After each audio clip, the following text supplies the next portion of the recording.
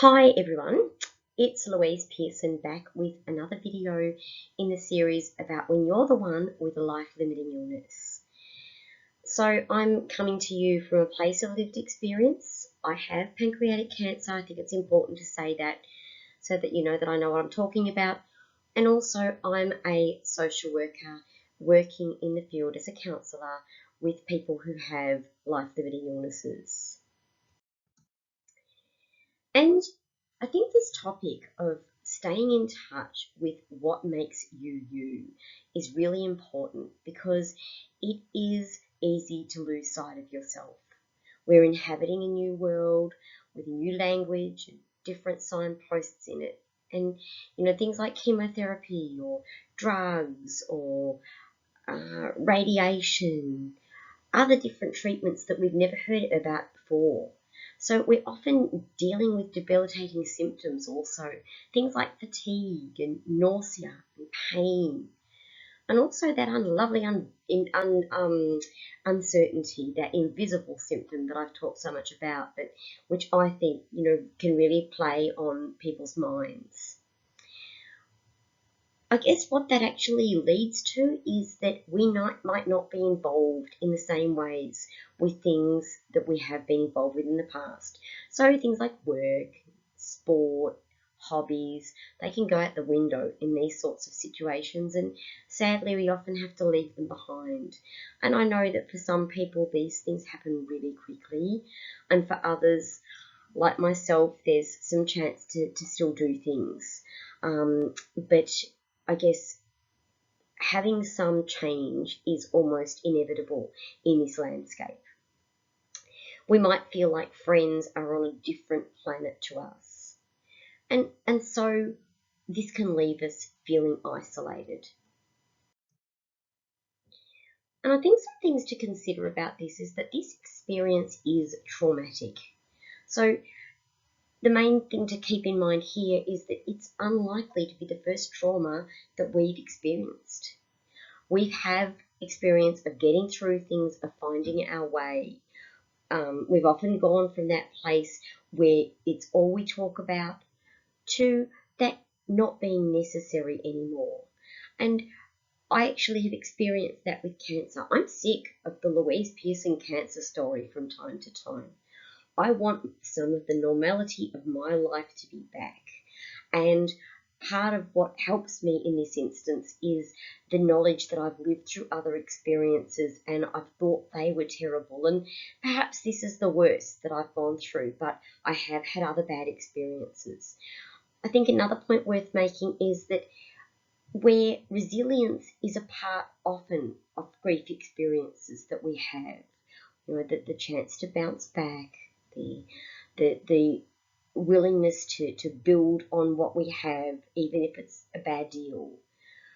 I think that reality is that grief is behind the scene every time we show resilience. When we are showing resilience, when we are showing our capacity to bounce back and to rebuild, to rise up from the ashes, if you like, there's grief behind that, because there's an experience that we didn't necessarily plan on, didn't necessarily want to have, but we've gone to it. And, it takes effort to reinvent ourselves. So having recognised all of that, I think it's really important to push your illness into the back seat as often as possible.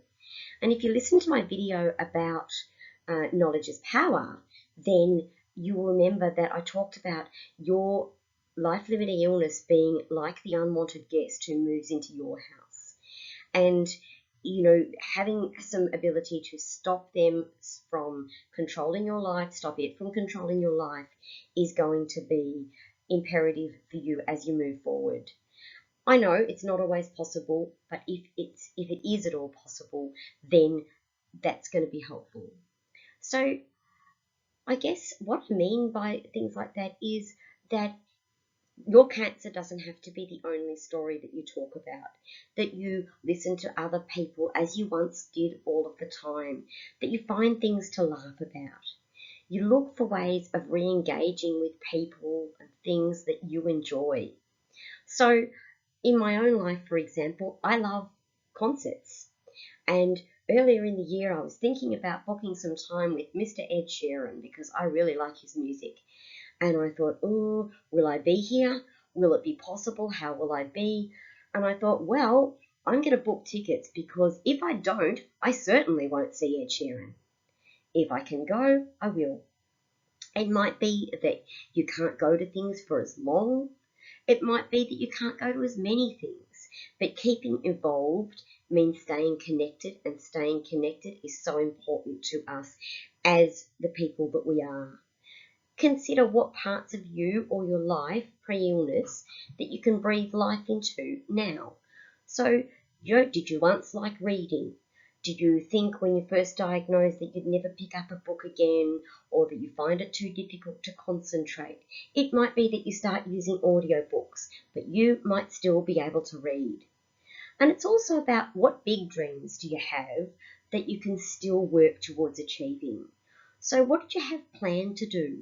What would you have thought you wanted to be doing at this stage if you didn't have your illness? And is there any part of that which you can still do? I love the beach. I'd love to go over and swim in the Atlantic Ocean. I'd like to go to Spain, to go back to Ireland, all sorts of things. But I'm really happy if I can go to the beach in Australia and have holidays here. I love Australia. I think it's really important to speak kindly to yourself as you acknowledge that things have changed, but also that you are still in there. You are still you, and that you still need to do the things that make you you. And, about that, I like the old Dr. Seuss quote, which says, "Today you are you. That is truer than true. There is no one alive who is youer than you." I'm hoping you found this video helpful. If you have, please press like and subscribe to my channel, and I'll be back with more in the series soon.